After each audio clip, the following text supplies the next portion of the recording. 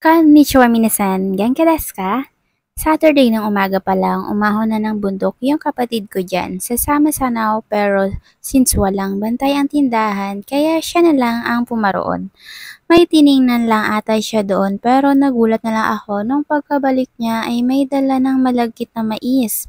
Nang hingi na lang ako sa kanya ng mga 4 na peraso at ako nga ay magbabang. Agad-agad nga akong kumuha dyan ng bao tapos pinaapuyan ko na din upang mabilis bumaga. Tapos binalatan ko na din isa-isa dyan yung mga mais na nahingi ko sa kapatid ko.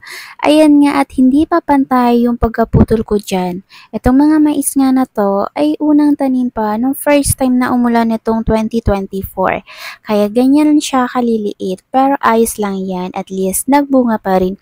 Mabilis lang pala silang magsilayaan dahil nga sa klima ng panahon. Bago pa man ako magtanggal ng balat ng mais dyan, ay naghanap-hanap muna ako ng itutusok dyan sa dulo ng mais para gawing hawakan. Pagkatapos nyan, isa-isa ko na din pinaglalagay ng mga hawakan para if mailagay na natin sa baga ay hindi tayo mapapasok kung ibabaliktad na natin. After nga yan, ganito na yung magiging result niya. Tapos, ilalagay mo lang ng isa-isa doon sa mismong baga na pinag-apoyan natin kanina. Bantayan lang din natin hanggang sa magiging kulay brown or medyo black na. Pero wag natin pakasunugin dahil ito naman ay malagkit kaya mabilis lang siya maluto sa apoy. Tapos niyan, paikot-ikutin mo lang yan sila at kapag nakuha mo na yung pinakang gustong-gusto mong luto dyan sa pagbabangi, ayun, pwede mo na silang hanguin at i-enjoy.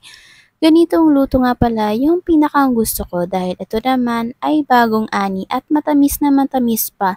Fresh from the farm talaga.